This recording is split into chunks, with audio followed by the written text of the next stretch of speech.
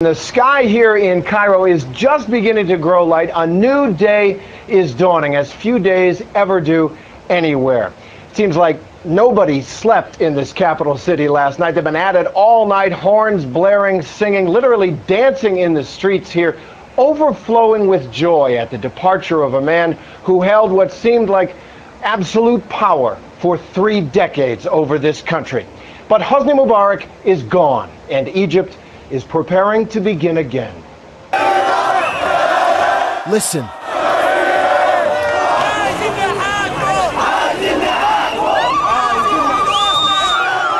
This is the sound of a people rising. What we witnessed here today, what the people of Egypt accomplished over the past 18 days, was a transformation, a revolution not just of their political system, but of themselves. I'm elated. I never thought I'd see this day happen. I'm so happy. I just can't express it. I never cry in public, but it just happens. It's tears of joy inside. After all the years of humiliation and powerlessness and defeat, it ended with a dour man in a blue suit. President Hosni Mubarak has decided to step down from the office of President of the Republic, said the Vice President, who was Mubarak's longtime collaborator and was supposed to inherit his powers.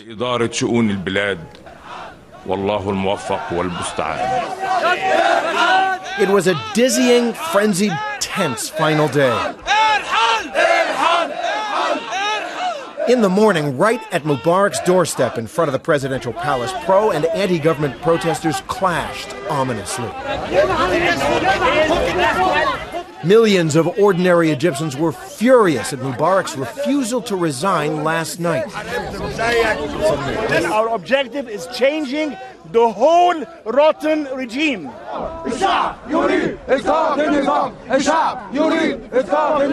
Across the city, they spilled into the streets and headed for the regime's power centers, the Egyptian state television building, the heart of Mubarak's media and propaganda power.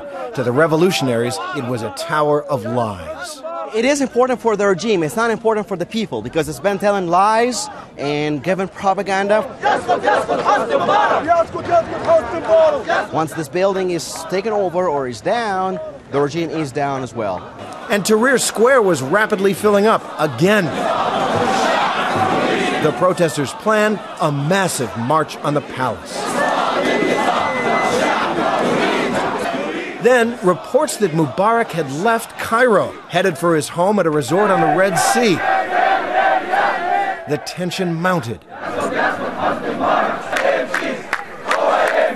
We just got word that Hosni Mubarak has left Cairo, maybe left the country, so we are going to go to the presidential palace where there's a large demonstration, mostly anti-Mubarak people, but some supporters as well, and we're going to check out the security situation, see what we can do.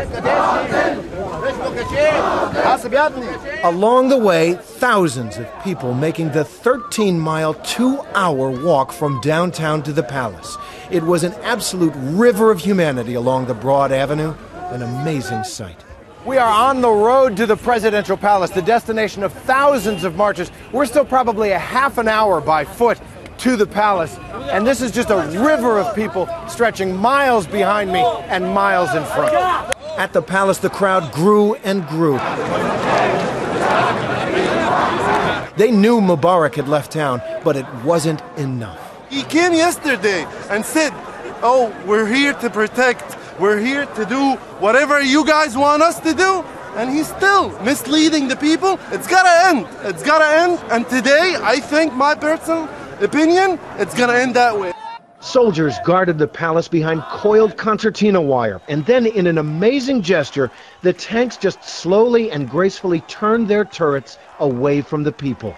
And the soldiers joined in the revolutionary moment, waving flags, stirring the crowd.